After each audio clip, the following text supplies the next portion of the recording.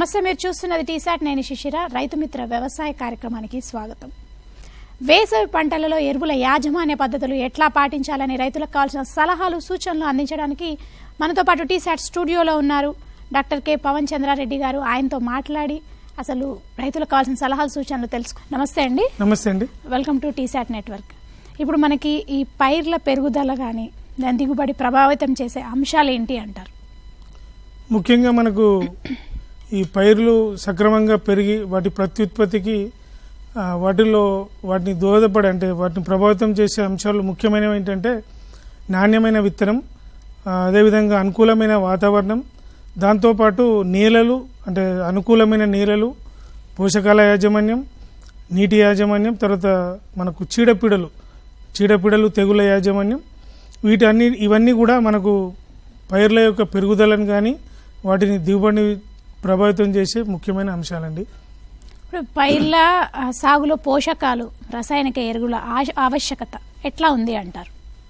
అంటే మనకు ముఖ్యంగా ఈ పైర్ల పెరుగుదల కానీ వాటి ప్రత్యుత్పత్తి చూసుకుంటే మనకు మనుషులకు ఏ విధంగా అయితే ఆహారం అవసరమవుతుందో మొక్కలకు కూడా ఆహారం అవసరం. అయితే ఈ మొక్కలు వాటి ఆహారాన్ని మనకు ధాతువుల రూపంలో కానీ సమ్మేళనాల రూపంలో తీసుకుంటాయి. వాటిని మనం పోషకాలు అంటాం. సో ఈ విధంగా రసాయనిక ఎరువులు అనేది పైర్ల దిగుబడులు పెంచడంలో కానీ చాలా ముఖ్యమైన అంటే కీలకమైన పాత్ర పోషిస్తాయి. దాదాపు మనము హరిత విప్లవ కాలం నుండి చూసుకుంటే కూడా పైర్ల యొక్క దిగుబడులు అంటే అధిక దిగుబడులు సాధించి మనకు దేశం యొక్క జనాభాకు సరిపడా ఆహార ఉత్పత్తులను సాధించడానికి ఈ రసాయనిక ఎరువులు అనేది చాలా కీలకమైన పాత్ర పోషించాయి. దాదాపు ఈ రసాయనిక ఎరువుల వాడకం వల్ల మనము దిగుబడిలో 50% పెంచుకోవడం జరిగింది. ఈ విధంగా పైర్ల దిగుబడులు అంటే పైర్ల పెరుగుదలలో కానీ దిగుబడులు సాధించడంలో ఈ రసాయనిక ఎరువులు అనేది కీలక పాత్ర పోషిస్తాయి. ఇప్పుడు పైర్ల సాగుకు ఎన్ని రకాల పోషకాలు అవసరమవుతాయంటారు? ముఖ్యంగా మనము ఈ పైర్ల యొక్క పెరుగుదల కానీ వాటి ప్రత్యుత్పత్తి సరిగ్గా జరిగి అంటే సరైన దిగుబడులు సాధించాలంటే మనకు దాదాపు 16 రకాల పోషకాలు అవసరం. మనకు వివిధ రకాల పోషకాలు చూసుకుంటే మనకు 16 రకాల పోషకాలు అవసరం అండి. అంటే ఇప్పుడు పైర్లు అన్ని రకాల పోషకాలను ఒకే పరిణామంలో తీసుకుంటాయంటారా? నేను ఇంతకుముందే చెప్పినట్లు మనకు ఈ పైర్ల పెరుగుదల ఏదైతుందో పైర్ల పెరుగుదల కానీ ప్రత్యుత్పత్తి కానీ దిగుబడి సాధించాలంటే మనకు 16 రకాల పోషకాలు అవసరం. వాటిల్లో ఈ పోషకాలన్నింటినీ కూడా మొక్కలు ఒకే పరిమాణంలో తీసుకోవు. కొన్ని పోషకాలని ఎక్కువ పరిమాణంలో, కొన్ని పోషకాలని మధ్యస్థ అంటే తక్కువ పరిమాణంలో, ఇంకా కొన్ని పోషకాలను ఇంకా తక్కువ పరిమాణంలో తీసుకుంటాయి. ఈ విధంగా అంటే ఈ పైర్లు వాటి పోషకాల యొక్క ఆవశ్యకతను బట్టి వివిధ పరిమాణాల్లో తీసుకుంటాయి. అన్నింటినీ ఒకే పరిమాణంలో తీసుకోవు. పోషకాల వర్గీకరణ ఎట్లా ఉంది అంటారు? నేను ఇప్పుడే చెప్పినట్టు అంటే ఈ మొక్కలు ముఖ్యంగా వాటి పెరుగుదలకు అంటే దిగుబడి సాధించడానికి వివిధ రకాల పోషకాలని వాటిని వేర్ల నుండి పోషకాల రూపంలో తీసుకుంటాయి. సో ఇంతకుముందు ఈ 16 రకాల పోషకాలని అంటే వాటి యొక్క ఆవశ్యకతను బట్టి మనకు వివిధ రకాల పోషకాలుగా వర్గీకరించడం జరిగింది. అంటే మొక్కలు కొన్ని పోషకాలని ఎక్కువ పరిమాణంలో తీసుకుంటాయి, కొన్నిటిని మధ్యస్థ పరిమాణంలో, ఇంకా కొన్నిటిని తక్కువ పరిమాణంలో తీసుకుంటాయి. ఈ తీసుకునే పరిమాణాన్ని బట్టి వాటి యొక్క వర్గీకరణను చేపట్టడం జరిగింది. ఇందులో మనం చూసుకున్నట్లయితే ముఖ్యంగా కార్బన్, ఉదజని, ఆక్సిజన్ అని, తర్వాత నత్రజని, భాస్వరం, పొటాషియం అని వీటిని పోషకాలు ఎక్కువ పరిమాణంలో తీసుకుంటాయి. వాటి తర్వాత వీటిని మనం సాధారణంగా ప్రథమ శ్రేణి పోషకాలు అంటాం. దాని తర్వాత మధ్యస్థ పరిమాణంలో తీసుకునే వాటిని ద్వితీయ శ్రేణి పోషకాలు అంటాము. ఇంకా తక్కువ పరిమాణంలో తీసుకునే వాటిని సూక్ష్మ పోషకాలు. సో ఈ విధంగా మొక్కలు అంటే పైర్లు పోషకాలను తీసుకునే పరిమాణాన్ని బట్టి ఈ వర్గీకరణ అనేది చేయడం జరిగింది. ఇప్పుడు నత్రజని, భాస్వరం, పొటాష్ ఈ పోషకాల ఆవశ్యకత ఎట్లా ఉంది అంటారు? అయితే ఇంతకుముందు ఈ వర్గీకరణ గురించి చెప్పినప్పుడు మనము ఏదైతే ఈ పోషకాలు వాటి యొక్క మొక్కలు వాటి తీసుకునే పరిమాణాన్ని బట్టి ఈ వర్గీకరణ అనేది జరిగింది. అయితే అందులో మొట్టమొదట మనకు ప్రథమ శ్రేణి పోషకాలు చూసుకున్నట్లయితే కార్బన్, ఉదజని, ఆక్సిజన్ అని ఉంటాయి. ఈ పోషకాలని మొక్కలు ముఖ్యంగా మనం గాలి నుండి కానీ నీటి నుండి కానీ తీసుకుంటాయి. కార్బన్, హైడ్రోజన్ అంటే ఉదజని అంటాం, ఆక్సిజన్, వీటిని ముఖ్యంగా వాతావరణం నుండి కానీ నీటి నుండి కానీ తీసుకుంటాయి. అంటే ఇవి మనకు సహజ సిద్ధంగా లభించే పోషకాలు. వీటిని మనం ప్రత్యేకంగా అందించాల్సిన అవసరం లేదు. సో వీటి తర్వాత మనకు ఈ నత్రజని, భాస్వరం, పొటాష్ అని ఇవి మొక్కలకు అత్యంత ఆవశ్యకమైన పోషకాలు. ఇవి ఎక్కువ పరిమాణంలో తీసుకుంటాయి వాటిని. వీటి యొక్క ప్రాధాన్యత కూడా మొక్కల్లో అంతే ఉంటుంది. సో వీటిని ఇవి కూడా భూమి నుండి సహజ సిద్ధంగా లభిస్తాయి. కాకపోతే మనము మొక్కలు ఎక్కువ పరిమాణంలో తీసుకోవడం, మళ్ళీ మనము ప్రతి ఏటా పంటలు క్రమం తప్పకుండా సాగు చేయడం వల్ల వీటి యొక్క పరిమాణం అనేది భూమిలో తగ్గిపోతుంటుంది. కాబట్టి వీటిని మనం తర్వాత ఎరువుల రూపంలో అందించాల్సి ఉంటుంది. కాబట్టి ఈ నత్రజని మనం మళ్ళీ ప్రత్యేకంగా ఎరువుల రూపంలో వేసుకోవాలి. ఇక వీటి యొక్క మనము ఆవశ్యకతను గురించి తెలుసుకున్నట్లయితే ఈ నత్రజని అనేది ముఖ్యంగా మొక్కలకు అంటే ముదురు ఆకుపచ్చదనాన్ని కలిగిస్తుంది. మనం సాధారణంగా చూస్తుంటాం పైర్లు కొంత యూరియా వేయగానే ఆకుపచ్చ రంగులోకి మారుతాయి, అంటే ముదురు ఆకుపచ్చదనాన్ని కలిగిస్తుంది. అదేవిధంగా మొక్కలు త్వరగా ఏపుగా పెరగడానికి, అంటే త్వరగా మనం పెరగాలనుకుంటే మొక్కలు పెద్దగా కనపడాలి, ఆకుపచ్చగా కనపడాలంటే ఈ నత్రజని అనేది ఎక్కువగా రైతులు మనం వేస్తూ ఉంటాము. అంటే మొక్కలు త్వరగా ఏపుగా పెరగడానికి ఈ నత్రజని అనేది ఉపయోగపడుతుంది. అదేవిధంగా మొక్కల్లో అంటే మనము ఎప్పుడైతే ఈ నత్రజని ఎక్కువగా వాడినప్పుడు కూడా కొన్ని దుష్పరిణామాలు ఉంటాయి. అంటే మనకు మొక్కలు ఏపుగా పెరగాలి. తర్వాత ఇప్పుడు మన కాలర్ లైన్లో ఉన్నారు, మాట్లాడదాం. నమస్తే అండి. నమస్కారం మేడం. మీ పేరు చెప్పండి. మేడం నా పేరు ప్రతాప్ రెడ్డి మేడం. ప్రతాప్ రెడ్డి గారు ఎక్కడి నుండి మాట్లాడుతున్నారండి? మెదక్ జిల్లా మేడం. మెదక్ జిల్లా. ప్రతాప్ రెడ్డి గారు, ఇప్పుడు మనతో పాటు పవన్ చంద్రారెడ్డి గారు ఉన్నారు, మీ ప్రశ్న అడగండి. సార్ నమస్కారం సార్. నమస్తే అండి. నమస్తే ప్రతాప్ రెడ్డి గారు, చెప్పండి. సార్ మేము వరి నాటేస్తాం సార్. నాటేసి 20 రోజులు అవుతుంది సార్. కొద్దిగా ముగి పురుగు బాగుంది సార్ మా దగ్గర. ఎన్ని రోజులు అవుతుంది? 20 రోజులు అవుతుంది సార్ నాటేసి. ఏ రకం వేశారు సార్? KNM 1638 వేస్తాం సార్. సో నాటి దాదాపు 20 రోజులు అవుతుందా? అవును సార్. అయితే ముఖ్యంగా ఏంటంటే మనకు వరిలో ముఖ్యంగా ఈ రబీ సీజన్లో ఈ మొగిపురుగు ఉధృతి అనేది ఎక్కువగా ఉంటుంది. అయితే కొంత మేరకు మనకు నత్రజనిని సిఫారసు చేసిన మోతాదు కన్నా మించి వాడొద్దు. అదేవిధంగా నాటిన తర్వాత 3 వారాల లోపు, అంటే 21 రోజులు, మీరు నాటి 20 రోజులు అయిందంటున్నారు కాబట్టి వెంటనే మనకు కార్టాప్ హైడ్రోక్లోరైడ్ 4G గుళికలను దొరుకుతాయి. వీటిని ఎకరానికి 8 కిలోలు వేసుకోవాలి. లేదంటే మీకు ఫర్టెరా గుళికలను దొరుకుతాయి. వీటిని ఎకరానికి 4 కిలోలు కొంత యూరియాలో కలుపుకొని పొలమంతా సమానంగా వెదజల్లేటట్లు వేసుకున్నట్లయితే మీకు ఈ మొగి పురుగు ఉధృతిని సమర్థవంతంగా అరికట్టుకోవచ్చు. లేదంటే మనకి ఈ నాటిన తర్వాత 21 రోజులకు కానీ వేసుకోలేకపోయినట్లయితే చిరుపొట్ట దశలో మనకు ఇదే కార్టాప్ హైడ్రోక్లోరైడ్ అనే మందును లీటర్ నీటికి 2 గ్రాముల చొప్పున కలుపుకొని పిచికారీ చేసుకోవాలి. అదే ఈ ఫర్టెరా, నేను క్లోరాంత్రన్ లిలిప్రోల్ అని చెప్పాను ఇంతకుముందు, ఫర్టెరా గుళికలు, అది కొరాజన్ అనే మన ద్రవ రూపంలో దొరుకుతుంది. అది లీటర్ నీటికి 3 మిల్లీలీటర్లు 0.3 మిల్లీలీటర్ల చొప్పున మనకు ఎకరానికి సుమారు 20 మిల్లీలీటర్లు అవసరమవుతుంది. దాన్ని కనుక పిచికారీ చేసుకున్నట్లయితే చిరుపొట్ట దశలో ఈ మొగి పురుగు అనే ఉధృతిని మనం సమర్థవంతంగా అరికొట్టుకోవచ్చు. అదే ఇందాక మనం మాట్లాడుకుంటున్నాం నత్రజని, భాస్వరం, పొటాష్ పోషకాల గురించి, అదే మీరు చెప్తూ ఉన్నారు. అయితే నేను ఇంతకుముందు చెప్పినట్లు నత్రజని అని ముఖ్యంగా పైర్లు ఏపుగా పెరగడానికి, తర్వాత ఆకుపచ్చదనాన్ని కలిగించడానికి, మొక్కల్లో కణజాలం అభివృద్ధి చెందడానికి, అదేవిధంగా మొక్కల్లో మనం ప్రోటీన్స్ అంటాం, మాంసకృత్తులు, అదేవిధంగా ఆకుపచ్చదనం కలిగించడానికి ఇది ముఖ్యంగా ఎక్కువగా నత్రజని అనేది అవసరం. అయితే ఎప్పుడైతే మనకు పైర్లు త్వరగా పెరగాలి, తర్వాత రసభరితంగా ఉండాలనే ఉద్దేశంతో ఈ నత్రజనిని ఎక్కువ మోతాదులో వేసినప్పుడు ఏమవుతుందంటే మనకు ఈ రసభరితంగా కావడం వల్ల మొక్కలు ఏపుగా పెరగడం వల్ల ఈ చీడపీడల ఉధృతికి ఎక్కువ లోనవుతుంటాయి. ఇంతకుముందే మనకు అడిగినట్టు మొగి పురుగు అనేది ఇట్లాంటి చీడపురుగులు ఎక్కువగా ఆశించడానికి ఆస్కారం ఉంటుంది. అదేవిధంగా ఇంకోటి ఏమవుతుందంటే మొక్కల యొక్క కాల పరిమితి పెరగడం, అంటే మొక్కలు ఏపుగా పెరుగుతాయి. మనకు చివరికి కావాల్సింది గింజలు ఫలాలు, కానీ మొక్కలు ఏపుగా పెరగడం కాదు. సో కాబట్టి ఈ కాల పరిమితి పెరగడం వల్ల మనకు దిగుబడి అనేది తగ్గుతుంటుంది. అదేవిధంగా ఈ మనకు చీడపీడలు తెగుల ఉధృతి కూడా ఎక్కువగా ఆశించడానికి ఆస్కారం ఉంటుంది.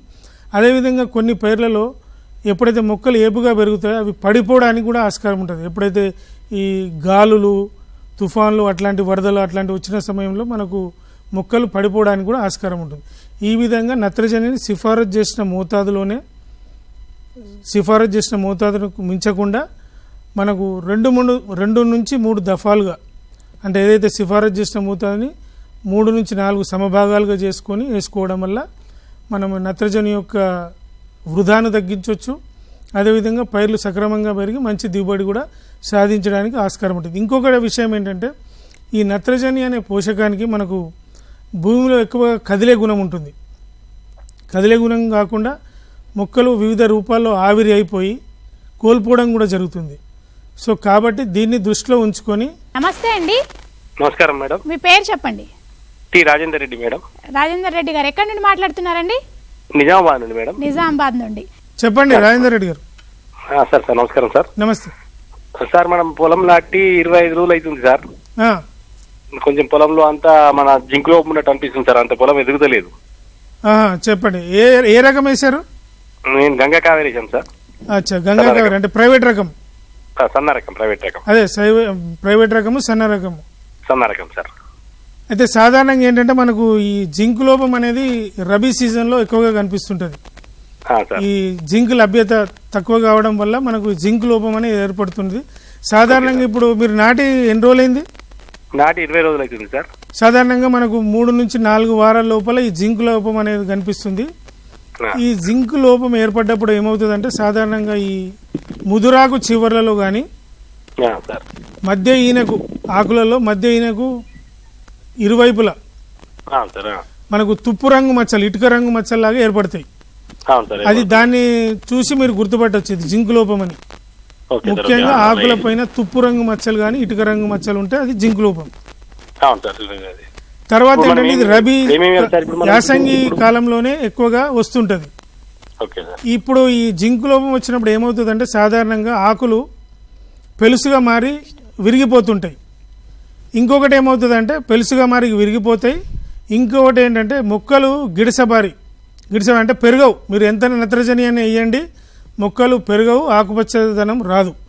కాబట్టి ఇటువంటి సమయంలో ఏం చేయాలంటే సాధారణంగా ఇప్పుడంటే మీరు పంట వేసారు, కానీ మనకు జింక్ లోపం అని వస్తుందని తెలిస్తే ముందే, అంటే ప్రతి 3 సీజన్లకు ఒకసారి మనము జింక్ సల్ఫేట్ని వేసుకోవాలి. కాదంటే ఈ పైరు మీద లక్షణాలు కనిపించినప్పుడు లీటర్ నీటికి 2 గ్రాముల జింక్ సల్ఫేట్ని దాదాపు ఒక 5 రోజుల వ్యవధిలో 2-3 సార్లు పిచికారీ చేసుకున్నట్లయితే మీరు ఈ జింక్ లోపాన్ని సమర్థవంతంగా నివారించుకోవచ్చు. మనకి ఇంకో కాలర్ లైన్ లో ఉన్నారండి. నమస్తే అండి. నమస్కారం అండి. మీ పేరు చెప్పండి. అండి మేము సంగారెడ్డి జిల్లా నుంచి మాట్లాడుతున్నాం. చెప్పండి మీ ప్రశ్న అడగండి. ఇప్పుడు మనకు పవన్ చంద్రారెడ్డి గారు ఉన్నారు మనతో పాటు. సార్ నమస్కారం సార్. నమస్తే, చెప్పండి శ్రీనివాస్ గారు. ఇక్కడ శివంపేట దగ్గర మాకు ల్యాండ్స్ ఉన్నాయండి. చెప్పండి. అవి ఫ్యాక్టరీస్ పక్కన ఉన్నవి. అవి మేము టెస్ట్ చేయించాలి. ఎక్కడ కుదురుతుందండి మాకు? అంటే ఏ రకమైన ఫ్యాక్టరీలు అండి అవి? ఎక్కడ? మెదక్ శివంపేట మండల్. అవునండి. చెప్పండి. ఈ ఇథనాల్ ఫ్యాక్టరీ ఇవన్నీ ఉన్నాయి. ఏమన్నా టెస్ట్ చేయిద్దామని అనుకుంటున్నామా? సాధారణంగా ఏంటంటే ఏ ఫ్యాక్టరీ కంపెనీ వాళ్ళైనా వాళ్ళ ఫ్యాక్టరీ నుంచి వదిలే ఈ ఎఫ్లూయెంట్స్ అంటాం మనం, వాటిని ట్రీట్మెంట్ చేసే వదులుతారు సాధారణంగా. అవునండి. ఒకవేళ అట్లా వదలని పరిస్థితుల్లో మీరు గమనించండి, వాటి నుంచి వచ్చే వ్యర్థ జలాలు మీ పొలాలను కానీ, అంటే పంట దిగుబడులను కానీ, నేలకు ఏమన్నా కాలుష్యానికి గురవుతున్నామని గమనించాలి. దాని ప్రకారంగా మీరు అట్లా ఏమన్నా భావించినట్లయితే మీరు వాళ్ళు అక్కడ వదులుతున్నటువంటి ఆ వ్యర్థ జలాల్ని ముఖ్యంగా అదొకటి సేకరించుకోవాలి. అదేవిధంగా మీరు ఆ ఫ్యాక్టరీ నుండి ఎంత వరకు అంటే మీకు భూములు పాడవుతున్నాయని మీరు భావిస్తే వాటి మట్టి నమూనాల్ని సేకరించాలి. అదేవిధంగా నీటి శాంపుల్, మనం ఎఫ్లూయెంట్స్ అంటాము, వాటిని సేకరించుకొని మనకు జిల్లాలలో కూడా అనేక చోట్ల భూసార పరీక్షలు ఉన్నాయి, నీటి నాణ్యత పరీక్షలు కూడా చేస్తారు. వాటిని మీరు అక్కడ కుదరకపోతే రాజేంద్ర నగర్లో కూడా అనేక ల్యాబ్స్ ఉన్నాయి, వ్యవసాయ శాఖకు సంబంధించిన ల్యాబ్స్ ఉన్నాయి, మనకు వ్యవసాయ విశ్వవిద్యాలయానికి సంబంధించిన ల్యాబ్స్ కూడా ఉన్నాయి. వాటిలో మీరు తగిన రుసుము చెల్లించి మన టెస్టులు చేసుకోవచ్చండి. ఓకే అండి, ఇప్పుడు అంటే కాలర్స్ అడగడం అని కాకుండా ఇప్పుడు మనకి ద్వితీయ శ్రేణి పోషకాల ఆవశ్యకత ఎంత ఉంది? మన కాలర్ ఉన్నారు, మాట్లాడదామండి. నమస్తే అండి. నమస్తే అండి, మీ పేరు చెప్పండి. వెంకన్న అండి. వెంకన్న గారు ఎక్కడి నుండి మాట్లాడుతున్నారు? మహబూబాబాద్ నుంచి మేడం. మహబూబాబాద్. ఇప్పుడు మనతో పాటు పవన్ చంద్రారెడ్డి గారు ఉన్నారు, మీ ప్రశ్న అడగండి. చెప్పండి సార్. నేను వరి పొలం వడ్లు వానాకాలం కోసిన తర్వాత మిగతా రాళ్ళు ఉంటాయని దాన్ని కరిగట్టు చేసి దాన్ని మొత్తం మొలక వచ్చిన తర్వాత దున్ని మళ్ళా పొడిగి దుక్కి చేసి దాంట్లో 6 వడ్లు చల్లింది సార్. చల్లిన తర్వాత అది ఎందుకో ఏపుగా రావట్లేదు సార్. అది 6 చల్లిన తర్వాత దుక్కి మందు కూడా చల్లినా దాన్ని వెనకట మనం దాన్ని ఏమంటారు పొడి దుక్కిలో చల్లి అంటే పండియటం టైప్ లో చేసింది సార్. అట్లా పండుతుందని వేరే టోళ్ళు చెప్తే అది ఎందుకో ఏపుగా రావట్లేదు సార్, ఎర్రగా ఉన్నది. ఇప్పటి వరకు ఒకసారి గడ్డి సార్ అంటే సాధారణంగా ఏమవుతుందంటే ఈ మధ్య కాలంలో మనకు రౌండ్ జల్లుడైంది సార్, అయినా ఎందుకో అది రావట్లేదు సార్, చనిపోతుంది అక్కడక్కడ మొక్కలు. మనకు ఒకటి ఏంటంటే ఈ మధ్యకాలంలో మనకు మీరు దమ్ము చేసి నాటేస్తామంటారు కదా, తొలి దశలో ఏమవుతుందంటే కొద్దిగా మొక్కలకు పోషకాలు సరిగ్గా అందక మీరు వేసిన అంటే కర్రలు మనకు చనిపోయినట్టు అనిపిస్తాయి కొద్దిగా. సో ఈ సమయంలో ఇంకోటి ఏంటంటే మనకి గత కొన్ని రోజులుగా దాదాపు 2 వారాల నుంచి చలి అధికంగా ఉండడం వల్ల కూడా కొన్నిసార్లు ఈ నాటిన పిలకలు అవి మనము నాటిన కర్రలు చనిపోవడానికి ఆస్కారం ఉంటుంది. సో కాబట్టి ఈ సమయంలో మీరు ఏం చేయాలంటే కొద్దిగా నీళ్లు కూడా తీసి పెట్టడం, రాత్రి నీళ్లు పెట్టిన తర్వాత పొద్దున తీసేసి మళ్ళీ పెట్టడం, అదొకటి చేసుకోవాలి. నీళ్లు పెట్టడం అనేది లేట్ గా పెట్టమని అంటారు కొందరు, అది కరెక్ట్ అంటారా అని. అదొకటి. ఇంకొకటి ఏంటంటే మీరు కొద్దిగా నాటి ఎన్ని రోజులైంది? దాదాపు 2 వారాలు అయిందా? దాటింది సార్, 1 మంత్ దాటింది. అయితే మీరు ఫర్టిరా గుళికలు కానీ వేసుకోకపోతే ఒక ఎకరానికి 4 కిలోల ఫర్టిరా గుళికలు కొంత యూరియాలో కలుపుకొని చల్లుకుంటే మనకు కొద్దిగా పెరుగుదల అనేది క్రమంగా పెరుగుతుంది. ఎందుకంటే ఉష్ణోగ్రతలు కూడా పడిపోతున్నాయి కాబట్టి తగ్గుతాయి. ఇప్పుడు అంటే చలి తగ్గి ఉష్ణోగ్రతలు పెరుగుతాయి కాబట్టి నార్మల్గా మళ్ళీ పెరుగుదల కనిపిస్తుందండి. ఓకే అండి, అదేవిధంగా ఇప్పుడు మనకి ద్వితీయ శ్రేణి పోషకాల ఆవశ్యకత ఎట్లా ఉంది అంటారు? అంటే మనము మొదట్లో చెప్పినట్టు ఈ ద్వితీయ శ్రేణి పోషకాలు అంటే వాటిని సెకండ్ కేటగిరీ. అంటే ప్రథమ శ్రేణి పోషకాలేమో నత్రజని, భాస్వరం, పొటాషియము. వాటిని మొక్కలు ఎక్కువ పరిమాణంలో తీసుకుంటాయి, వాటికన్నా కొద్ది తక్కువ పరిమాణంలో. వీటి ఆవశ్యకత కూడా చాలానే ఉంటుంది. కాకపోతే పరిమాణంలో చూసుకున్నట్లయితే ప్రథమ శ్రేణి పోషకాల కన్నా కొద్ది తక్కువ పరిమాణంలో తీసుకోబడతాయి మొక్కల చేత. వీటిలో మనకు కాల్షియం, మెగ్నీషియం, గంధకం, సల్ఫర్ అంటాం మనం. వీటిని మనము ద్వితీయ శ్రేణి పోషకాలు అంటాం, కాల్షియం, మెగ్నీషియం, గంధకం. అయితే ఈ కాల్షియం అనేది మామూలుగా మనము మనుషులకు కూడా కాల్షియం అంటే కణగోడల నిర్మాణానికి, అంటే మొక్కల కూడా జీవకణాల గోడల, మనుషులు అయితే మనకు బోన్స్ కంటాం, ఎముకల నిర్మాణానికి ఎక్కువగా ఈ కాల్షియం అనేది దోహదపడుతుంది. అట్లా మొక్కల్లో కూడా ఈ జీవకణాల గోడల నిర్మాణానికి కానీ, పిండి పదార్థాలు తయారైన పిండి పదార్థాలు చక్కెరగా మారడానికి కానీ, లేకపోతే మనకు కొన్ని వేరుశనగ వంటి పంటల్లో గింజ బాగా ఊరడానికి ఈ కాల్షియం అనేది ఎక్కువగా అవసరం ఉంటుంది. అదేవిధంగా ఈ మెగ్నీషియం సాధారణంగా మనకు ఈ ఆకుపచ్చదనం అంటే పత్రహరితం కానీ కిరణజన్య సంయోగక్రియలో కూడా ఎక్కువగా మనకు అవసరం ఉంటుంది.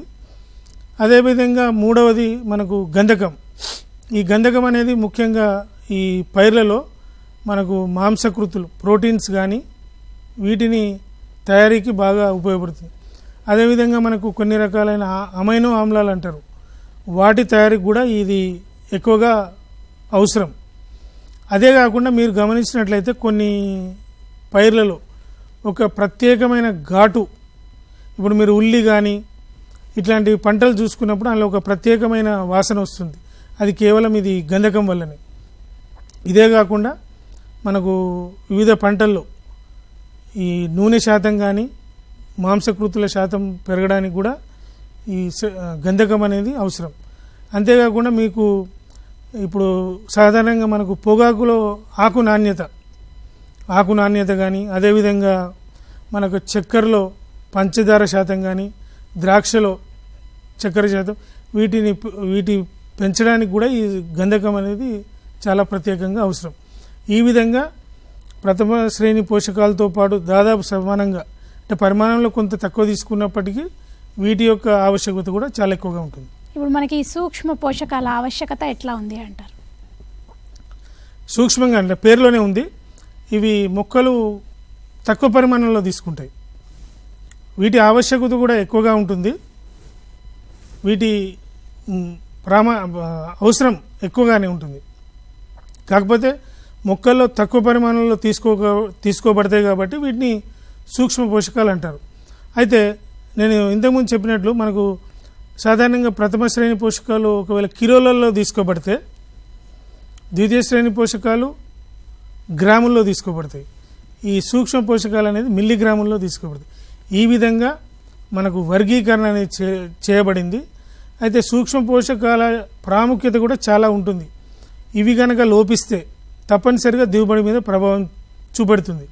అదేవిధంగా వీటి యొక్క శాతం కూడా మొక్కల్లో పెరిగినా కూడా మనకు అనేక రకమైనటువంటి ఇబ్బందులు కూడా తలెత్తుతాయి.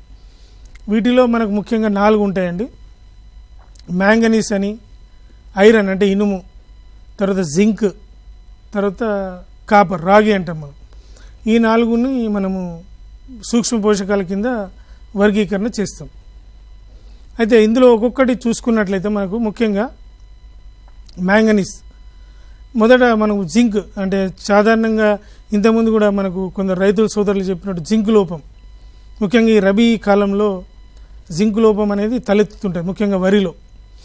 అయితే ఈ జింక్ అనేది సాధారణంగా మనకు మొక్కల పెరుగుదల, మనకు మనుషుల్లో కూడా పెరుగుదలకు ముఖ్యంగా అవసరమైనది జింకే.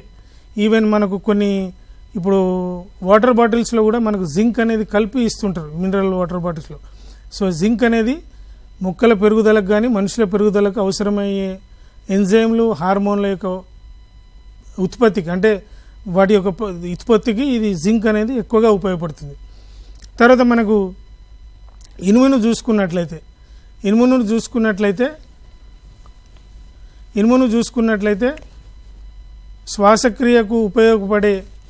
శ్వాసక్రియకు ఉపయోగపడే అనేక రకమైనటువంటి ఎంజైములు కానీ వాటిని ఉత్ప్రేరకంగా పనిచేస్తుంది ఇనుము.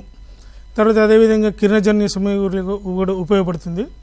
ఇంకొకటి ఏంటంటే మనకు మ్యాంగనీస్ కూడా రకరకాల మొక్కల్లో జరిగే వివిధ రకాలైనటువంటి రసాయన క్రియలు, అంటే కిరణజన్య సమయక్రియ కానివ్వండి, శ్వాసక్రియ కానివ్వండి, నత్రజని స్థిరీకరణ కానీ, వీటన్నిటిలో కూడా మ్యాంగనీస్ అనేది కూడా చాలా కీలక పాత్ర పోషిస్తుంది. అదేవిధంగా రాగి కూడా కిరణజన్య సంయోగలే కానీ శ్వాసక్రియలో మనకు ముఖ్యమైన పోషకం. ఈ విధంగా ఈ 4 రకాల సూక్ష్మ పోషకాలు మొక్కల్లో వివిధ చర్యలో కీలక పాత్ర పోషిస్తాయి. ఎప్పుడైతే వీటి లోపం ఏర్పడ్డప్పుడు అది తప్పకుండా మనకు మొక్క యొక్క పైర్ల యొక్క దిగుబడి మీద మనకు ప్రభావితం చేసే ఆస్కారం ఉంటుంది. అదేవిధంగా వీటి యొక్క శాతం కూడా మొక్కల్లో పెరిగినప్పుడు తప్పనిసరిగా అది కూడా మనకు దిగుబడి మీద ప్రభావం చూపిస్తుంది. మన కాలర్ లైన్లో ఉన్నారు, మాట్లాడండి. నమస్తే అండి. నమస్కారం మేడం. మీ పేరు చెప్పండి. మా పేరు గంగారెడ్డి, నిజామాబాద్ డిస్ట్రిక్ట్ ఆర్మూర్ మండలం. గంగారెడ్డి గారు, ఇప్పుడు మనతో పాటు పవన్ చంద్రారెడ్డి గారు ఉన్నారు, ఆయనతో మాట్లాడండి. ఓకే. నమస్తే అండి, చెప్పండి. సార్ నమస్కారం సార్. నమస్తే సార్. ఇప్పుడు మనం పసుపు తీసాము, నువ్వులు వేస్తాం సార్. ఇప్పుడు నువ్వుల పంట సార్, నువ్వుల పంటలా ఇక ఇది ఎరువుల యాజమాన్యం కొద్దిగా చెప్పండి సార్. ఇప్పుడు సాధారణంగా మీరు అంటే నువ్వులు వేయాలనే ఉద్దేశంతో పసుపును తొందరగా తవ్వకూడదు. పసుపు అనేది పూర్తిగా దాని 9 నెలల పంటకాలం పూర్తయిన తర్వాతనే పసుపు తవ్వడం ప్రారంభించాలి. సాధారణంగా మనకు సంక్రాంతి తర్వాత లేదంటే జనవరి చివరి మాసంలో మనము పసుపును తవ్వుకోవాలి. అయితే నువ్వు విషయానికి వచ్చినట్లయితే సాధారణంగా మనకు ఉత్తర తెలంగాణలో పసుపు సాగు చేసిన తర్వాత పసుపు తవ్విన పొలాల్లో మనము ఈ నువ్వును అనేది సాగు చేస్తుంటాం. స్వల్పకాలిక పంటగా రైతులకు మంచి ఆదాయం కూడా వస్తుంది. అయితే ఇటువంటి సందర్భంలో మనకు జగిత్యాల పరిశోధనా స్థానం నుండి మంచి రకాలు ఉన్నాయి ఇప్పుడు అందుబాటులో. జేసీఎస్ 1020 అని జడకుచ్చు రకం అంటారు దాన్ని. అది మంచి దిగుబడి ఇస్తుంది. దాదాపు 4.5 నుంచి 5 క్వింటాల వరకు కూడా దిగుబడి వచ్చే ఆస్కారం ఉంటుంది. అయితే ముఖ్యంగా ఇది మనము ఈ నువ్వుల్లో మనకు పెద్దగా ఎరువుల యాజమాన్యం ఏం అవసరం లేదు.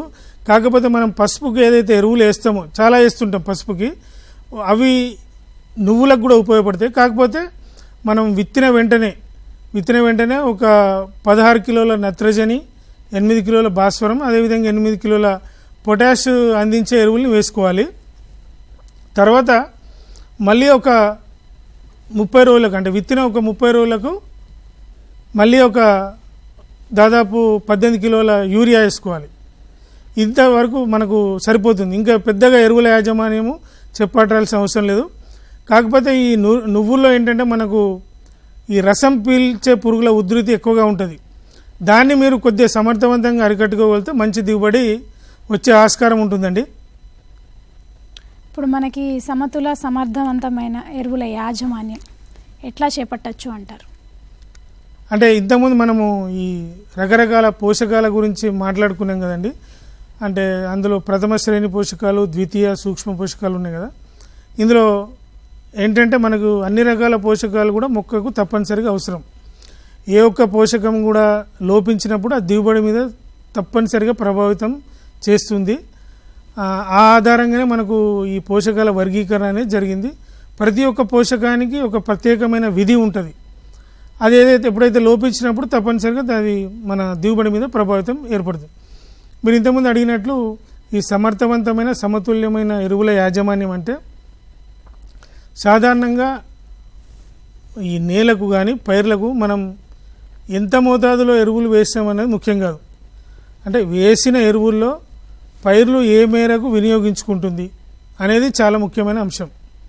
మనము ఎరువులు ఎక్కువ మోతాదుల్లో వేస్తే ఎక్కువ దిగుబడులు వస్తాయనేది కేవలం అపోహ మాత్రమే. వేసిన ఎరువుల్లో పైర్లు ఏ మేరకు వినియోగించుకుంటున్నాయి అనేది ముఖ్యమైన అంశం.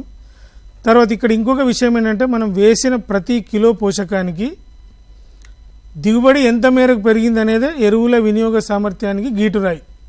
మనం 1 కిలో ఎరువు వేస్తే ఎన్ని కిలోల దిగుబడి పెరిగింది, ఇది మనకు ఎరువుల వినియోగ సామర్థ్యానికి గీటురాయి. కాబట్టి రైతు సోదరులు కేవలం ఎరువుల మోతాదు మీద కాకుండా వేసిన ఎరువులు మొక్క సమర్థవంతంగా వినియోగించుకోవాలి, దిగుబడి పెరగాలి. ఎప్పుడైతే వినియోగ సామర్థ్యం పెరిగిందో ఎరువుల మీద వృధా శాతాన్ని తగ్గించుకోవచ్చు, వాటి మీద ఖర్చును తగ్గించుకోవచ్చు, ఈ కాలుష్యము అవన్నీ కూడా నివారించుకోవచ్చు. సో ఇది సమర్థవంతమైన సమతుల్యమైన ఎరువుల వాడకం. అయితే ఇప్పుడు రసాయనిక ఎరువులు వాడే ముందు రైతులు గుర్తుంచుకోవాల్సిన విషయాలు ఏంటి అంటారు? ముఖ్యంగా అంటే మనకు పైర్ల దిగుబడిని పెంచడం, తద్వారా మనకు అధిక దిగుబడులు రావడానికి రసాయనిక ఎరువులు అనేది కీలకమైన పాత్ర పోషిస్తాయి. అంటే ఇందులో రైతులు ముఖ్యంగా గుర్తుంచుకోవాల్సింది ఏంటంటే మనం సాగు చేస్తున్న పంట ఏది, ఎరువులను ఎంత మోతాదులో వేసుకోవాలి, ఒకవేళ మనకు ఎరువుల మోతాదు తెలిసినప్పుడు ఎటువంటి రూపంలో వేసుకోవాలి, అంటే ఏ రూపంలో ఎటువంటి ఎరువులు వేసుకోవాలి, తర్వాత ఏంటంటే ఎరువులు వేసే సమయం, తర్వాత ఎరువులు వేసే పద్ధతి, ఇవన్నిటిని కూడా రైతులు తప్పనిసరిగా దృష్టిలో పెట్టుకొని ఈ ఎరువుల యాజమాన్యం అనేది చేపట్టాల్సి ఉంటుంది. సో ఇవి ముఖ్యమైన అంశాలు. అది అంటే ఎరువుల మోతాదును ప్రభావితం చేసే అంశాలు ఏంటి అంటారు? మనకు ఎరువుల మోతాదు చూసుకున్నట్లయితే అనేక రకమైనటువంటి అంశాలు ఎరువుల మోతాదును ప్రభావితం చేస్తాయి. ముఖ్యంగా అంటే ఈ నేల యొక్క స్వభావం, అంటే మనకు వివిధ రకాలైనటువంటి నేలల్లో పోషకాల లభ్యత వేరువేరుగా ఉంటుంది.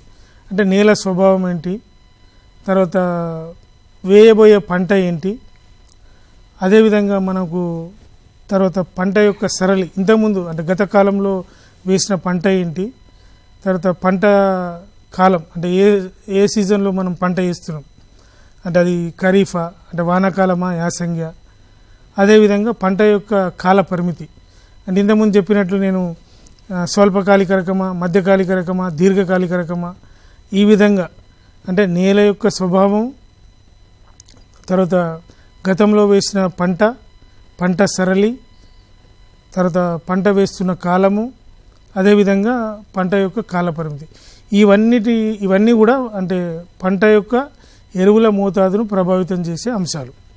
వీటిని దృష్టిలో పెట్టుకొని రైతు సోదరులు పంటల యొక్క అంటే వారు సాగు చేసబోయే పంట ఏంటి, దాని యొక్క ఎరువుల మోతాదును ఏ విధంగా నిర్ధారించుకోవాల్సిన అంశాలని ఇవన్నీ కూడా ప్రభావితం చేస్తాయండి.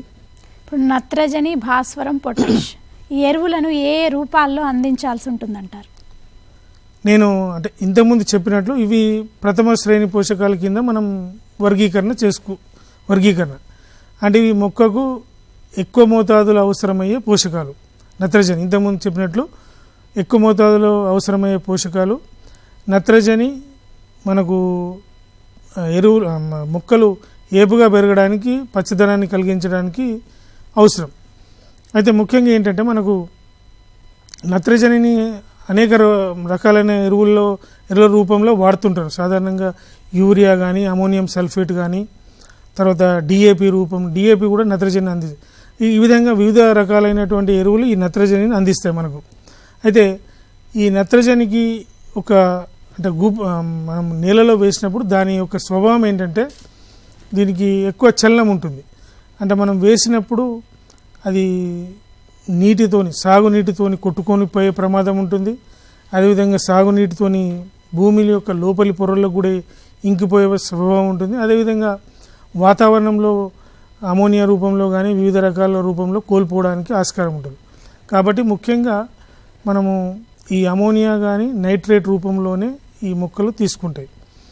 అవి ఆ రూపంలో మొక్కలకు అందించినప్పుడు త్వరగా తీసుకొని మనకు మంచి దిగుబడులు వచ్చే ఆస్కారం ఉంటుంది. అయితే ఇక్కడ ముఖ్యంగా గమనించాల్సిన అవసరం ఏంటంటే సిఫారసు చేసిన నత్రజనిని మోతాదుకు మించి ఎట్టి పరిస్థితుల్లో వేయకూడదు. అదేవిధంగా సిఫారసు చేసిన నత్రజని మోతాదును మనం 3 నుంచి 4 దఫాలు, పంట ఏదైనా పర్లేదు, ఏ పంట అయినా సరే 3 నుంచి 4 దఫాల్లో వేసుకున్నట్లయితే అది కోల్పోయే మనం శాతాన్ని తగ్గించుకోవచ్చు. అంటే మొక్కకు దఫాలుగా అందించిన వాళ్ళం అవుతాం. కాబట్టి మనం మొత్తం నత్రజని ఎరువును ఒకేసారి వేసినట్లయితే ఏమవుతుందంటే మొత్తం భూమిలోకి ఇంకిపోవడం కానీ, నీటితో కొట్టుకొని పోవడం కానీ, ఆవి రూపంలో కోల్పోవడం జరుగుతుంది. కాబట్టి మనం 3 నుంచి 4 దఫాలుగా వేసుకున్నప్పుడు ఏమవుతుందంటే మొక్కలకు ప్రతి దశలో కూడా ఈ నత్రజని అని అంది మనకు కోల్పోయే శాతాన్ని తగ్గించుకోవచ్చు.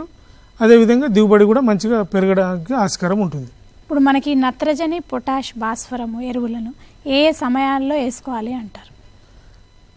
ఇంతకుముందు చెప్పినట్టు నత్రజని తర్వాత భాస్వరం అనేది కూడా, భాస్వరం అంటే ఈ పోషకానికి ఒక ముఖ్య గుణం ఏంటంటే నత్రజనికి పూర్తి విరుద్ధంగా ఇది మనకు భూమి నుండి కొట్టుకొని పోదు. మనము భూమి లోపల ఒక ప్రదేశంలో వేసినప్పుడు అది భాస్వరం అనేది అక్కడే ఉంటుంది. అక్కడే ఉండడం వల్ల మనకు వివిధ రూపాల్లో కొట్టుకొని పోవడం కానీ భూమిలోకి వెళ్ళిపోవడం ఉండదు ఈ భాస్వరాన్ని. కాబట్టి సాధారణంగా ఏం చేస్తామంటే మనము సిఫారసు చేసిన మొత్తము మోతాదును కూడా ఒకేసారి వేయమని మనము రైతులకు సూచిస్తూ ఉంటాం. ఇది భాస్వరం యొక్క గుణం. అదేవిధంగా మనం పొటాష్ కనుక చూసుకున్నట్లయితే పొటాష్ ఎరువుని ఇది మధ్యస్థమైన గుణం. ఇటు పూర్తిగా ఎక్కువ చలనం ఉండదు, అదేవిధంగా పూర్తిగా ఒకటే చోట ఉండదు. కాబట్టి ఈ పొటాష్ని మనం ఏం చేస్తామంటే సిఫారసు చేసిన మోతాదుని 2 దఫాలుగా వేసుకోమంటాం. మరి నత్రజని లాగా 3 నుంచి 4 దఫాలు భాగాలుగా కాకుండా సిఫారసు చేసిన మోతాదుని 2 భాగాలుగా వేసుకోమంటాం. సో ఈ విధంగా ఈ 3 పోషకాలు నత్రజని, భాస్వరము, పొటాష్ యొక్క స్వభావాలు ఉంటాయి. కాబట్టి వాటి స్వభావాలకు అనుగుణంగా సిఫారసు చేసిన మోతాదుని మనము వేసుకోవాల్సి ఉంటుంది. మీరు ఇంతకుముందు అడిగినట్లు ఏ సమయాల్లో వేసుకోవాలన్నారు. కాబట్టి నత్రజనికి సాధారణంగా భూమి లోపల కొట్టుకొని స్వభావం కానీ ఆవిరైపోయే స్వభావం అంటే వివిధ రూపాల్లో అది మనం కోల్పోతాం. మనము దాని యొక్క వినియోగ సామర్థ్యం కేవలం 40 నుండి 50%. అంటే మనం ఒక 100 కిలోలు వేస్తే అది మొక్కలు కేవలం 50 కిలోలే తీసుకుంటుందని అర్థం. అంతే 50 కిలోలు మనకు వివిధ రూపాల్లో కొట్టుకొని పోతుంది. మనం 100 కిలోలు వేసినామని అనుకుంటాం కానీ కేవలం 50 కిలోలు మాత్రమే తీసుకుంటుంది.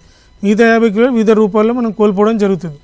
కాబట్టి ఇంతకుముందే చెప్పినట్లు సిఫారసు చేసిన మోతాదుని 3 నుంచి 4 దఫాలుగా వేసుకున్నట్లయితే మనకు ఖచ్చితంగా మొక్కకు ఎక్కువ పరిమాణంలో తీసుకోబడుతుంది, మనకు వినియోగ సామర్థ్యం కూడా పెరుగుతుంది. అదేవిధంగా భాస్వరం విషయానికి వచ్చినట్లయితే మనకు అక్కడ సమస్య ఉండదు కాబట్టి సిఫారసు చేసిన మొత్తం మోతాదుని ఒకటేసారి అంటే దుక్కిలో కానీ విత్తనం వేసినప్పుడు వేసుకున్నట్లయితే మొక్కకు క్రమంగా ఉపయోగపడుతుంది. ఒకవేళ ఆ పంటకు ఉపయోగపడకపోయినా తర్వాత వేసే పంటకైనా ఈ భాస్వరం అనేది ఉపయోగపడుతుంది. తర్వాత పొటాష్ విషయానికి వచ్చినట్లయితే ఈ పొటాష్ యొక్క ఉపయోగం మనకు పంట యొక్క వివిధ దశల్లో ఉపయోగపడుతుంది. ఈ పొటాష్ ఇంతకుముందు నేను చెప్పినట్లు సాధారణంగా ఏంటంటే మొక్కను చలి కానీ వర్షం కానీ వర్షాభావ పరిస్థితులను తట్టుకోవడానికి పొటాష్ అనేది చాలా ఉపయోగపడుతుంది. మనకు మొక్కల్లో ఈ రోగ నిరోధక శక్తి అంటే పంటలు చీడపీడల నుండి కానీ తెగుళ్ళ నుండి కానీ కాపాడడానికి ఈ పొటాష్ అనేది ఎక్కువగా ఉపయోగపడుతుంది మొక్కలకు. సో ఈ పొటాష్ని మనకు పంట కాలం అంతా అవసరం కాబట్టి 1 నుండి 2 దశల్లో ఒకటి విత్తనం వేసినప్పుడు ఇంకొకటి విత్తనం వేసిన 30 నుండి కానీ 40 రోజులకు వేసుకున్నట్లయితే మనకి ఈ 3 పోషకాలు కూడా పైర్లు సమర్థవంతంగా వినియోగించుకొని మనకు దిగుబడులు పెరగడానికి ఆస్కారం ఉంటుంది. మనకు ప్రస్తుతం రాష్ట్రంలో ఈ వేసవిలో ఏ పైరు సాగు చేయబోతున్నారు? సాధారణంగా మనకు ఈ యాసంగి అంటాం రబీ సీజన్లో మనకి ఇప్పటికే మనము అక్టోబర్, నవంబర్, డిసెంబర్ అయిపోయి జనవరిలో కూడా ఉన్నాం కాబట్టి మనకు సాధారణంగా తెలంగాణ రాష్ట్రంలో సాగు చేసే ప్రధాన పంటలు ఏంటంటే వరి తర్వాత జొన్న, మొక్కజొన్న, అదేవిధంగా వేరుశెనగ, కొంతమేరకు కొన్ని వాణిజ్య పంటలు మనము పసుపు కానీ చెరుకు కానీ ఇవన్నీ మనకు తెలంగాణ రాష్ట్రంలో సాగు చేయబడుతున్నటువంటి పంటలు. సో ఇవి మనకు ముఖ్యంగా యాసంగిలో ప్రధానమైన పంటలు. అంటే ఇప్పుడు మనకి రసాయనిక ఎరువుల వినియోగంలో కొన్ని ముఖ్యమైన సూచనలు ఎలాంటివి పాటించాల్సి ఉంటుందంటారు? సాధారణంగా రైతు సోదరులు ఏ పంట వేసుకున్నా కొన్ని కీలకమైన అంశాలు, కొన్ని ముఖ్య సూత్రాలు అన్ని పంటలకు వర్తిస్తాయి. వాళ్ళు ఏంటంటే మనకు ఎరువుల యాజమాన్యం చేపట్టేటప్పుడు సాధారణంగా గుర్తుంచుకోవాల్సిన ముఖ్యమైన అంశం ఏంటంటే భూసార పరీక్షలకు అనుగుణంగా భూసార పరీక్ష ఫలితాల అనుగుణంగా ఎరువుల యాజమాన్యాన్ని చేపట్టాలి. పంటలు వేసే ముందు సాధారణంగా మనకు ఈ జనవరి అంటే మార్చ్, ఏప్రిల్, మే నెల కాలంలో ఎటువంటి పంటలు ఉండవు కాబట్టి ఆ సమయంలో మనం ఈ మట్టి నమూనాలు సేకరించి ఈ మట్టి నమూనాలను పరీక్ష చేయించి వాటి యొక్క ఫలితాలు వస్తాయి కాబట్టి వాటి ఆధారంగానే మాత్రం మనం ఎరువుల యాజమాన్యం చేపట్టాలి. ఇది ముఖ్యమైన అంశం. ఇంతకుముందు చెప్పినట్లు ఎరువుల మోతాదు, ఎరువుల రూపము, తర్వాత ఎరువులు వేసే సమయం, ఎరువులు వేసే పద్ధతి, ఇవి కూడా చాలా ముఖ్యమైన అంశాలు. ఇవి సరిగ్గా పాటించినట్లయితే వీటితో పాటు అన్ని రకాల యాజమాన్య పద్ధతులు పాటిస్తే అది ఎరువుల వినియోగ సామర్థ్యం కూడా పెరుగుతుంది. అదేవిధంగా ఇంకొకటి ఏంటంటే ఇంకొక ముఖ్యమైన అంశము మనము నాణ్యమైన విత్తనం వేసేటప్పుడు నాణ్యమైన విత్తనము ఎటువంటి చీడపీడలకు లోను కానటువంటి విత్తనం వేస్తే మనకు వచ్చే మొక్కలు కూడా బలంగా ఉంటాయి. అవి మొక్కలను అంటే ఎరువులను బాగా వినియోగించుకొని మనకు ఎరువుల వినియోగ సామర్థ్యం పెరుగుతుంది. అంటే మనకు బలమైన మొక్కలు, అదేవిధంగా పొలంలో మొక్కల శాతం అధికంగా ఉంటే, ఏకరకంగా ఉంటే మనకి ఎక్కువ మోతాదులో ఎరువులను తీసుకుంటాయి కాబట్టి ఆ విధంగా నాణ్యమైన విత్తనాన్ని వాడాలి. అదేవిధంగా మనకు రైతులు గుర్తుంచుకోవాల్సిన ఇంకో ముఖ్యమైన విషయం ఏంటంటే ఈ కలుపు యాజమాన్యం. మనకు సాధారణంగా అన్ని పంటల్లో కూడా మొక్కలతో పాటు కలుపు మొక్కలు కూడా అదే రీతిలో పెరుగుతుంటాయి సమానంగా. దాదాపు 30 నుండి 40% వరకు ఎరువులను కలుపు మొక్కలు తీసుకుంటాయి. కాబట్టి రైతులు తప్పనిసరిగా ఏంటంటే ఎప్పుడైనా ఎరువులు వేసే ముందు కలుపును తీసేసి పూర్తిగా నిర్మూలించి అప్పుడు ఎరువులు వేసుకున్నట్లయితే తప్పనిసరిగా అవి మొక్కలు తీసుకొని మనకు దిగుబడి మంచిగా వస్తుంది. అదేవిధంగా ఇంకొక ముఖ్యమైన అంశం ఏంటంటే ఎప్పుడు ఎరువులు వేసినప్పుడు కూడా నేల లోపల తగినంత తేమ ఉండాలి. అప్పుడే ఈ ఎరువులు మొక్కల చేత తీసుకోబడతాయి. ఇంకొక ముఖ్యమైన విషయం ఏంటంటే కేవలం మనం ఈ మధ్యకాలంలో రైతు సోదరులు కేవలం రసాయనిక ఎరువులు మాత్రమే వాడుతున్నారు. ఆ రసాయనిక ఎరువులు కాకుండా మనకు అందుబాటులో ఉన్నటువంటి సేంద్రియ ఎరువులు అంటే పశువుల ఎరువులు కావచ్చు, గొర్రెలు కావచ్చు, మేకల ఎరువు, మనం పౌల్ట్రీ మెన్యూర్ అంటాం, అంటే కోళ్ళ పరిశ్రమ నుంచి వచ్చినటువంటి ఎరువులు కానీ, మనకు కొన్ని జిల్లాల్లో మనకు వివిధ రకాల పరిశ్రమలు ఉంటాయి, వ్యవసాయ పరిశ్రమలు. అంటే ఇప్పుడు చక్కెర కర్మాగారం ఉంటుంది, అక్కడ నుంచి మనకు ప్రెస్ మడ్ అని అట్లాంటి కూడా సేంద్రియ ఎరువులు వస్తాయి. అంటే మనకు అందుబాటులో ఉన్న వివిధ జిల్లాల్లో అందుబాటులో ఉన్నటువంటి సేంద్రియ ఎరువులు కానీ వీటిని కూడా వేసుకోవాలి. అదేవిధంగా మనకు జీవన ఎరువులు అంటాం, బయో ఫర్టిలైజర్స్, జీవన ఎరువులు, అదేవిధంగా పచ్చి రొట్టె ఎరువులు, గ్రీన్ మెన్యూర్స్. అంటే రసాయనిక ఎరువులతో పాటు సేంద్రియ ఎరువులు, జీవన ఎరువులు, పచ్చి రొట్టె ఎరువులు, వీటన్నిటంటే దీన్ని మనం సమగ్ర పోషక యాజమాన్యం అంటే ఇంగ్లీష్లో ఇంటిగ్రేటెడ్ న్యూట్రియంట్ మేనేజ్మెంట్ అంటాం. దీంట్లో ఇవన్నీ కలుపుకొని వేసుకున్నట్లయితే మనం కొంతమేరకు రసాయనిక ఎరువుల మోతాదును కూడా తగ్గించుకోవచ్చు. అదేవిధంగా వాటి యొక్క వినియోగ సామర్థ్యం పెరుగుతుంది. ముఖ్యంగా ఏంటంటే ఇవన్నీ వేసినప్పుడు భూమి లోపల మనకు సూక్ష్మజీవుల సంఖ్య, మైక్రో ఆర్గానిజమ్స్ అంటాం, వాటి యొక్క సంఖ్య పెరగడం వల్ల ఈ పోషకాలని మొక్కలు అంటే భూమిలో ఎన్నో రకాలైనటువంటి రసాయనిక చర్యలు జరగాలి. వాటి వల్ల పోషకాలు మొక్కలకు బాగా అందడం, వాటి యొక్క పెరుగుదల బాగుండడం, ప్రత్యుత్పత్తి జరగడం, మనకు మంచి దిగుబడి వచ్చే ఆస్కారం ఉంటుందండి. ఇవన్నీ ముఖ్యంగా రైతు సోదరులు గుర్తుపెట్టుకోవాల్సిన కీలక అంశాలు. అంటే ఇప్పుడు నువ్వుల సాగులో పోషకాల యాజమాన్యం ఎట్లా ఉంటుందంటారు? ఇప్పుడు సాధారణంగా ఈ మన తెలంగాణ రాష్ట్రంలో ముఖ్యంగా ఉత్తర తెలంగాణ ప్రాంతం అంటాం మనము, అంటే ఆదిలాబాద్, నిజామాబాద్, కరీంనగర్, ఉమ్మడి ఆదిలాబాద్, నిజామాబాద్, కరీంనగర్ ప్రాంతాల్లో పసుపు సాగు చేసే రైతులు పసుపును తవ్విన తర్వాత జనవరి 15 నుండి ఫిబ్రవరి 15 వరకు మనము నువ్వులను వేసుకోవచ్చండి. మనకు మంచి మంచి రకాలు కూడా అందుబాటులో ఉన్నాయి. అయితే ఇక్కడ రైతులు గుర్తుంచుకోవాల్సిన అవసరం ఏంటంటే ముఖ్యంగా ఇది స్వల్పకాలిక పంట. దాదాపు మనకు 90 నుండి 105 రోజుల్లో మనకు కోతకు వస్తుంది. అయితే దీని మీద మనం ఎక్కువ ఎరువులు వేయకుండా, అంటే పసుపుకు మనం సాధారణంగా రైతు సోదరులు ఎక్కువ మోతాదులో ఎరువులు వేస్తూ ఉంటారు. ఎరువులతో పాటు చెరువు మట్టి, వర్మి కంపోస్టు, తర్వాత వేపపిండి, ఇట్లాంటి ఎరువులను చాలా ఎక్కువ మోతాదులో వేస్తుంటారు. కాబట్టి ఆ పసుపు పైరు వినియోగించిన తర్వాత వినియోగం కానీ ఏదైతే పోషకాలు ఉంటాయో అవి సాధారణంగా మనకు నువ్వు పంటకు ఉపయోగపడతాయి. కాబట్టి ఇక్కడ నువ్వు స్వల్పకాలిక పంట కాబట్టి ఎక్కువ మోతాదులో ఎరువులు వేయకుండా సిఫారసు చేసినటువంటి, నేను ఇంతకుముందు చెప్పినట్లు 16 కిలోల నత్రజని, 8 కిలోల భాస్వరము, 8 కిలోల పొటాషియం అందించే ఎరువులను మాత్రం వేసుకోవాలి. వేసుకున్న తర్వాత మనకు విత్తిన 30 రోజులకు మళ్ళీ ఇంకొక 18 కిలోల యూరియాని వేసుకుంటే మనకు ఈ ఎరువుల యాజమాన్యం సరిపోతుంది.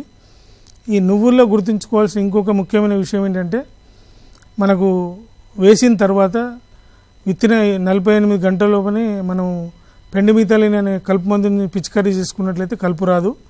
అదేవిధంగా ఈ నువ్వు పంటల్లో మనకు కొంత ఈ రసం పీల్చే పురుగుల ఉధృతి ఎక్కువగా ఉంటుంది. అంటే మనకు పేనుబంక కానీ, తామర పురుగులు, పచ్చదోమ, ఇట్లాంటి రసం పీల్చే పురుగుల యొక్క ఉధృతి ఎక్కువగా ఉంటుంది. కాబట్టి వాటిని ఉధృతిని గమనించినట్లయితే మనకు చాలా రకాలైనటువంటి మనకు పురుగు మందులు అందుబాటులో ఉన్నాయి. అందులో ఎసిఫేట్ కానీ, ఎసిటామిప్రిడ్ అనే మందులు మనం పిచికారీ చేసుకున్నట్లయితే మనకు ఈ నువ్వుల్ని మంచి దిగుబడి తెచ్చుకోవడానికి ఆస్కారం ఉంటుంది. మనకి మొక్కజొన్న సాగులో ఈ పోషకాల యాజమాన్యం ఎట్లా ఉంది అంటారు? దాదాపు మనకు ఇప్పుడు తెలంగాణ రాష్ట్రంలో వరి తర్వాత ఎక్కువ విస్తీర్ణంలో సాగు చేయబడుతున్నటువంటి పంట మొక్కజొన్న. ఇక్కడ మొక్కజొన్న సాధారణంగా ఎక్కువ మోతాదులో పోషకాలను గ్రహిస్తుంది. అయితే ఏదైతే సిఫారసు చేసిన మోతాదుని మనం ముఖ్యంగా మనకు ముఖ్యమైన పోషకం నత్రజని, దాన్ని ఏదైతే సిఫారసు చేసిన మోతాదుని 3 సమభాగాలుగా చేసుకొని, ఒకటి మనము విత్తనం వేసేటప్పుడు, ఒకటి మళ్ళీ ఇంకొక రెండో భాగాన్ని మనం పైరు మోకాలు ఎత్తు దశలో ఉన్నప్పుడు వేసుకోవాలి. ఇంకొక 1/3 వంతు భాగాన్ని పూత దశలో వేసుకున్నట్లయితే మనకు మంచి దిగుబడులు వచ్చే ఆస్కారం ఉంటుంది. అదేవిధంగా మొక్కజొన్నలో కూడా కొన్ని మనకు సూక్ష్మ పోషక లోపాలు వచ్చే ఆస్కారం ఉంటుంది. కాబట్టి ఎప్పుడైతే ఈ సూక్ష్మ పోషక లోపాలు తలెత్తినప్పుడు జింక్ సల్ఫేట్ని కానీ, ఐరన్ సల్ఫేట్ కానీ పిచికారీ చేసుకున్నట్లయితే మనకు ఎటువంటి ఇబ్బందులు ఉండవండి. అంటే వేరుశనగ సాగులో పోషకాల యాజమాన్యం ఎట్లా పాటించవచ్చు అంటారు? మనకు ఈ వరి, జొన్న, మొక్కజొన్న తర్వాత మనకు మన రాష్ట్రంలో ముఖ్యంగా తెలంగాణ రాష్ట్రంలో ఎక్కువ విస్తీర్ణంలో సాగు చేయబడుతున్నటువంటి పంట వేరుశనగ.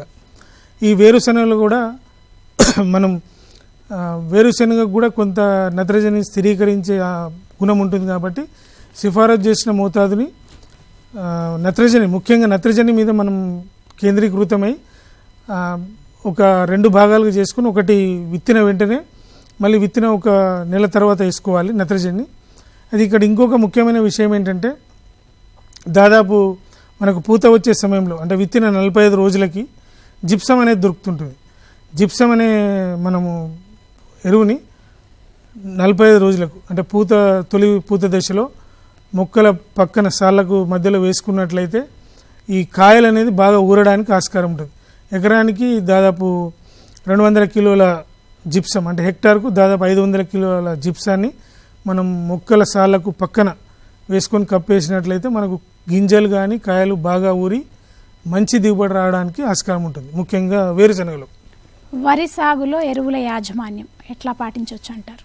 నేను ఇంతకుముందు చెప్పినప్పుడు ఈ వరిలో మనకు 3 రకాల ఈ రకాలు ఉంటాయి. స్వల్పకాలిక రకాలు, మధ్యకాలిక రకాలు, దీర్ఘకాలిక రకాలు.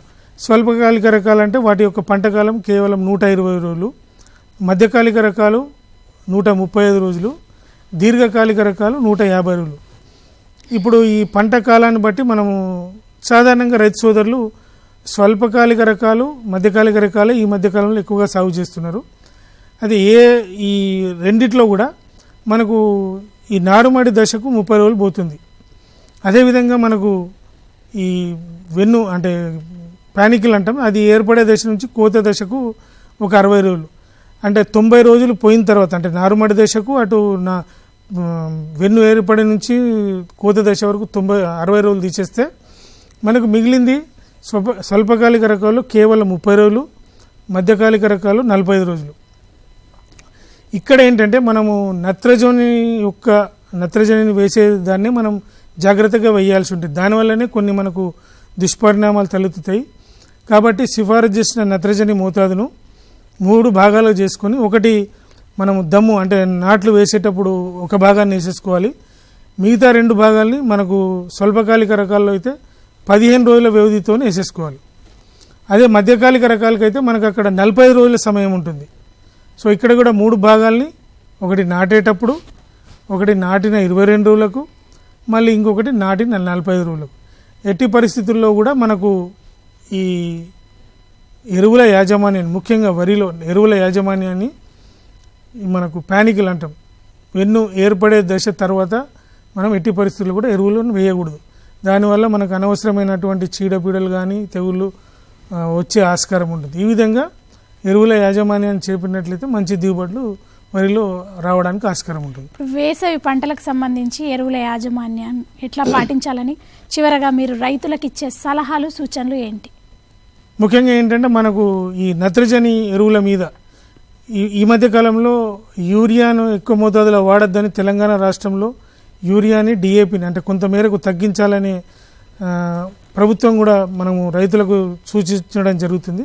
దాంట్లో భాగంగా మొట్టమొదలు భూసార పరీక్ష అనుగుణంగా ఎరువుల యాజమాన్యాన్ని చేపట్టాలి.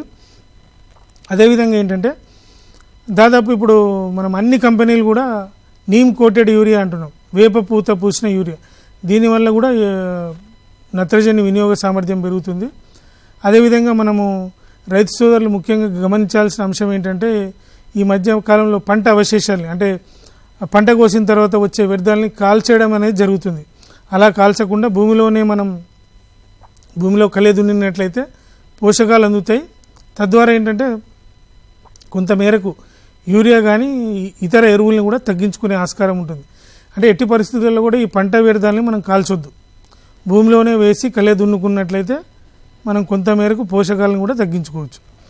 అదేవిధంగా వీటితో పాటు పచ్చిరొట్ట ఎరువులు కానీ జీవన ఎరువులని కూడా, జీవన ఎరువులు ఏంటంటే మనకు భూమి లోపల లభ్యం కాని రూపంలో ఉన్న ఎరువులను లభ్యమయ్యే విధంగా చేస్తాయి. కాబట్టి ఈ జీవన ఎరువులు వేసుకోవాలి, పచ్చిరొట్ట ఎరువులు వేసుకోవాలి, అదొక ముఖ్యమైన అంశం.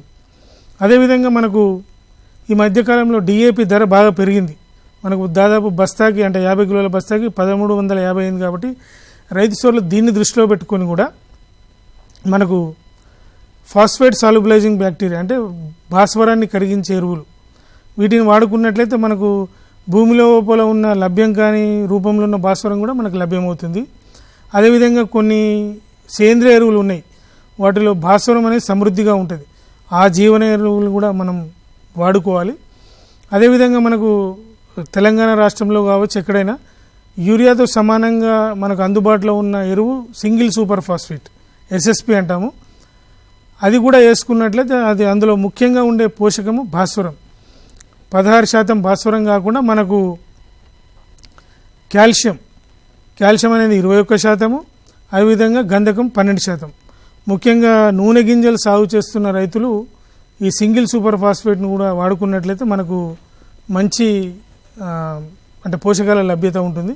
సో ఇవన్నీ దృష్టిలో పెట్టుకొని ముఖ్యంగా ఏంటంటే మనకు సమగ్ర పోషక యాజమాన్యం, రసాయనిక ఎరువులతో పాటు సేంద్రియ ఎరువులు కూడా మనకు తగు మోతాదులో వేసుకున్నట్లయితే పోషకాలు ఎక్కువ మోతాదులో గ్రహించబడి వృధా శాతాన్ని తగ్గించి మంచి దిగుబడులు రావడానికి ఆస్కారం ఉంటుందండి.